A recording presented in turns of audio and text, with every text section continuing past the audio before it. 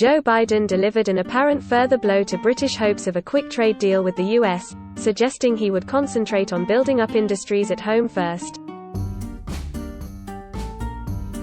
The president-elect echoed the language of Donald Trump, saying he would put America first. "I want to make sure we're going to fight like hell by investing in America first," Mr. Biden said in an interview with the New York Times. "I'm not going to enter any new trade agreement with anybody until we have made major investments here at home and in our workers." His top priority will be getting a generous stimulus package through Congress to counter the economic impact of the pandemic.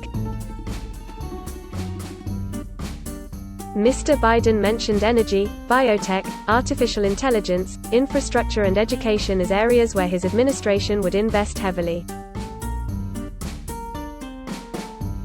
His comments were made in the context of how the US would compete with China when he is in the White House. But they appeared to signal a further setback for a US-UK trade deal. It followed Mr. Biden's public intervention last week when he said there must be no guarded border in Ireland. In September, he warned that the Good Friday Agreement must not become a casualty of Brexit and that a UK-US trade deal was dependent on that. Mr. Biden has been a strident critic of China's human rights record and indicated he will maintain a tough trade posture towards Beijing, including keeping tariffs imposed by Mr. Trump.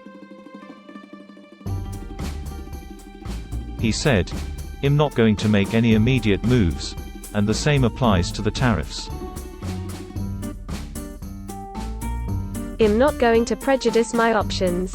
Mr. Biden said he would pursue policies targeting China's abusive practices such as stealing intellectual property, dumping products and illegal subsidies to corporations. He added, "The best China strategy, I think, is one which gets every one of our, or at least what used to be our, allies on the same page." "It's going to be a major priority for me in the opening weeks of my presidency to try to get us back on the same page with our allies." On Iran, Mr. Biden stood by his view that his administration would lift sanctions if Tehran returned to strict compliance with the nuclear deal.